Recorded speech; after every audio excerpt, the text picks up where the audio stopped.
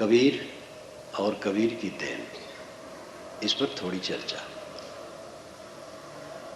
कबीर का नाम बताना नहीं है। कबीर जैसे नाम से बड़े हैं वैसे काम से बड़े हैं। कबीर अरबी भाषा का शब्द है।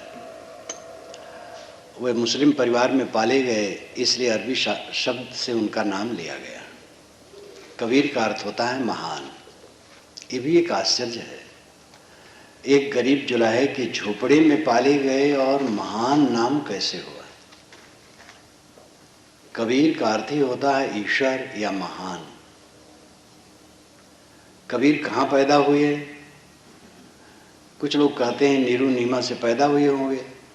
हिंदू लोग नहीं पसंद किए, इसलिए उठा करके लाने की बात कहे। अगर नीरू नीमा से पैदा हुए हो कोई हर्ज नहीं है। मनुष्य ही पैदा होना चाहिए मनुष्य को, तो उसमें क्या फर्क होता है? वेदव्यास धीवरी से पैदा हुए थे, लेकिन वेदव्यास कितने ऊंचे हैं। वशिष्ठ गणिका से पैदा हुए थे।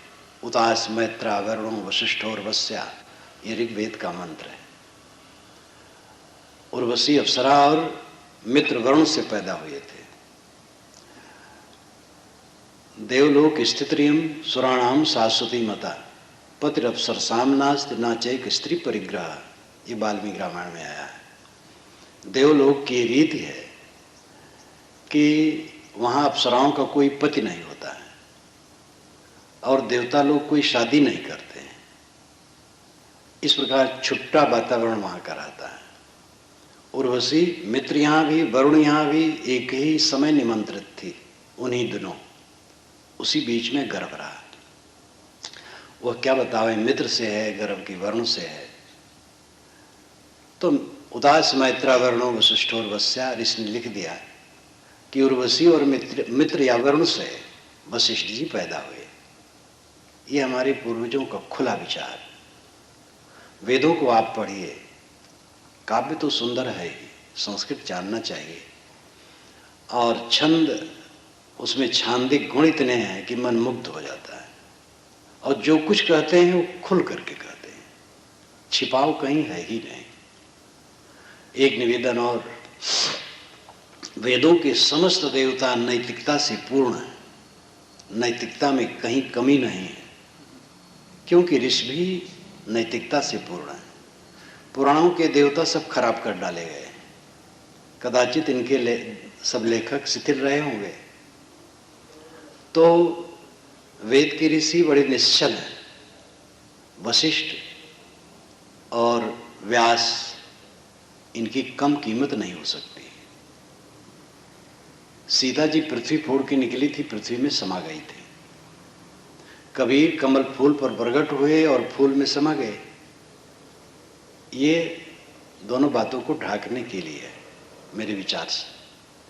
विज्ञान सम्मत ये बात नहीं है कि कोई पृथ्वी फोड़ के निकले और पृथ्वी में समाये, और फूल से प्रकट हो फूल में समाये। जनक जी खेत में हल चला रहे थे, यज्ञ भूमि शोधना था।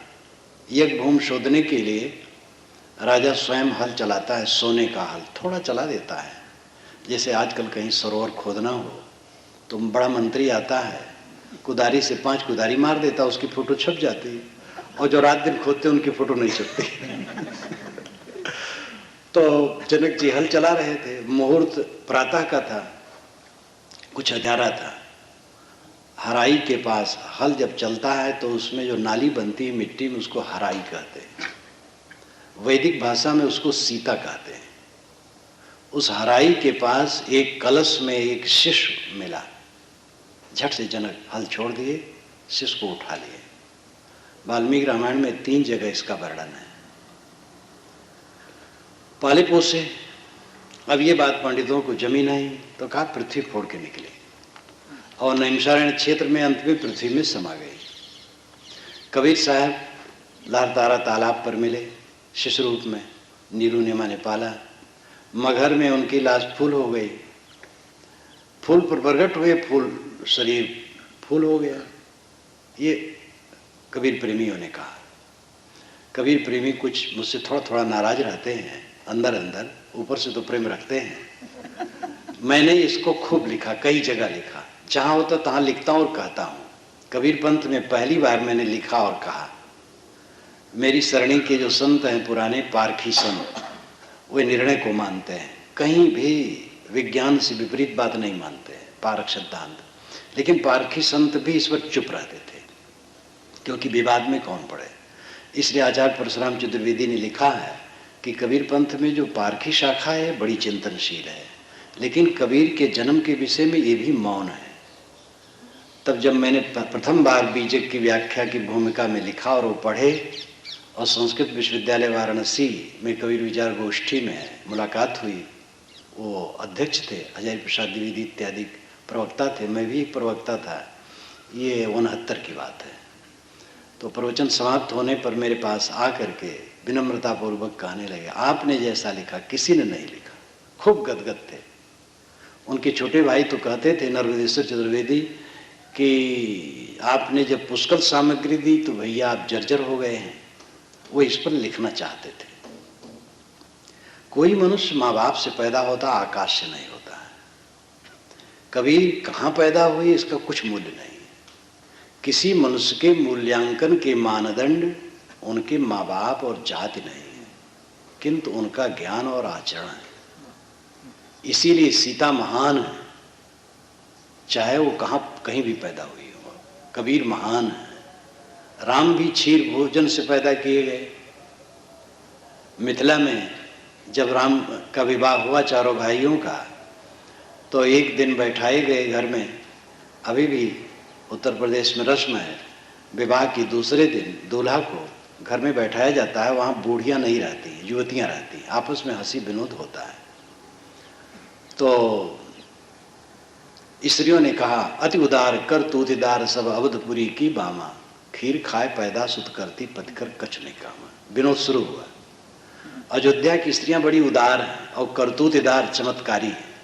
वे खीर खा लेती, गर्भवती हो जाती, पति की जरूरत ही नहीं पड़ती।